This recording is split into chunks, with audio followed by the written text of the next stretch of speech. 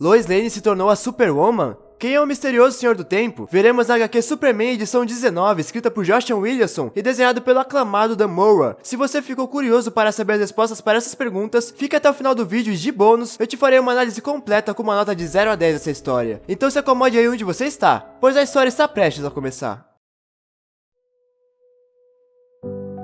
A história começa de uma forma totalmente diferente do usual, pelo final. Vemos vários destroços e uma explosão de fogo. Vemos o Superman através das chamas dizendo que matar nunca é a resposta. Deve ter outro caminho. No entanto, vemos um ser acorrentado dizendo que mesmo agora, ele continua com seus valores morais e ideais, seu senso de bem e mal. Para ele não significavam nada na época do Superman, quanto mais agora. Pois aquele era o final dos tempos. Todos tinham dito que tudo iria morrer um dia, mas eles dois sabem que isso não era verdade. Superman vive para sempre e ele também. O conflito dos dois jamais terminará. Superman diz que eles lutaram muitas vezes e dessa vez não seria diferente. Ele venceria. Aqui nos é revelado que se trata do Senhor do Tempo. Ele diz que o grande filósofo Tenkyu Ken especulou que onde houver um Superman, há esperança no universo por um amanhã melhor. Mas ali estava ele, o último filho de tudo. O Senhor do Tempo estava dizendo que se ele não fizesse o que era preciso, ele iria achar alguém e iria fazer algo. Porém, ele some e não termina a frase. A história volta para o presente, em Metrópolis, mais especificamente no Planeta Diário. Jimmy Olsen, na porta da editora-chefe Lois Lane, diz que conseguiu uma foto para a primeira página de amanhã. Mas Lois sai dali muito estressada e com voz alta pede para que Jimmy fosse andando com ela, e também apresentasse as fotos no caminho. Jimmy mostra uma imagem do perfil da campanha de Perry White, o ex-editor-chefe do Planeta Diário. Vemos que Lois parece muito apressada e pede para que Jimmy fale mais rápido para não tomar o tempo dela. Ele diz que não há muito o que fazer, enquanto Lois continua super ocupada gerenciando todos no prédio, até que ela diz que Jimmy sabe exatamente a foto que ela deseja. Ele diz exatamente o que ela estava pensando, uma foto da Superwoman. Jimmy aproveita esse momento para perguntar se ela tem visto o Clark recentemente. Ele deseja ter um conselho sobre relacionamentos com eles, mas sempre que ele busca qualquer um dos dois, eles estão ocupados.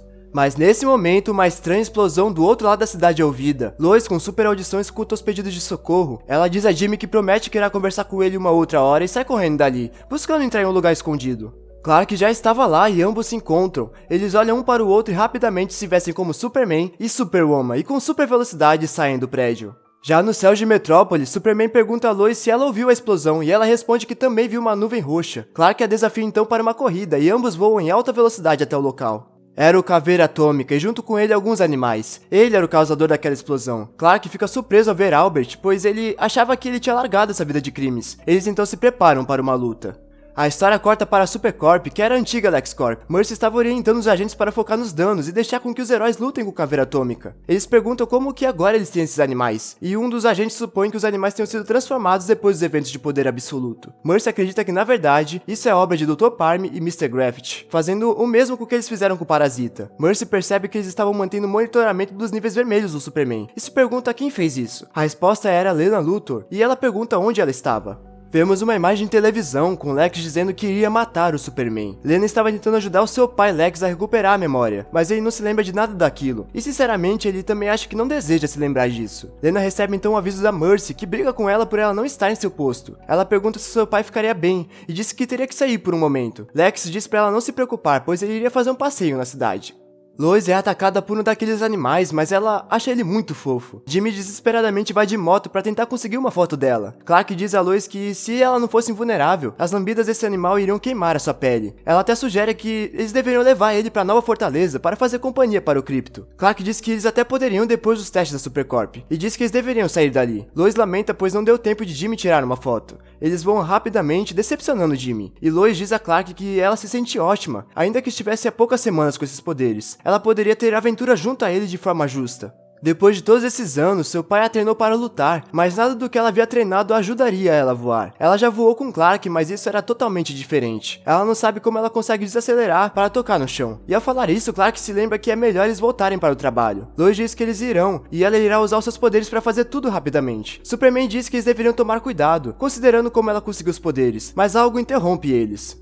Muitas pessoas pedem socorro no chão. Era um fogo, mas havia algo diferente. Superman se pergunta o que é e ao ver, fica perplexo.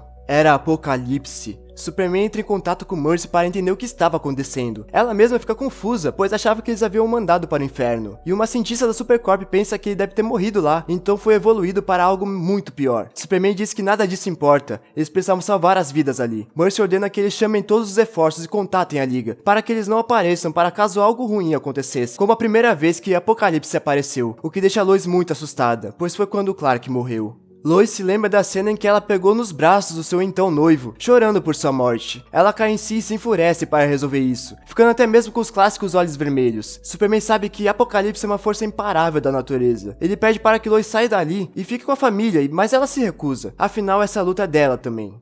Mas algo estranho acontece, tudo congela e Superman fica confuso. Não havia nenhum som e o mundo estava todo quieto. O tempo havia parado, mas na verdade... ele foi capturado pelo Senhor do Tempo. Superman se pergunta por que ele fez isso, e ele pergunta se Clark já havia contado para Lois.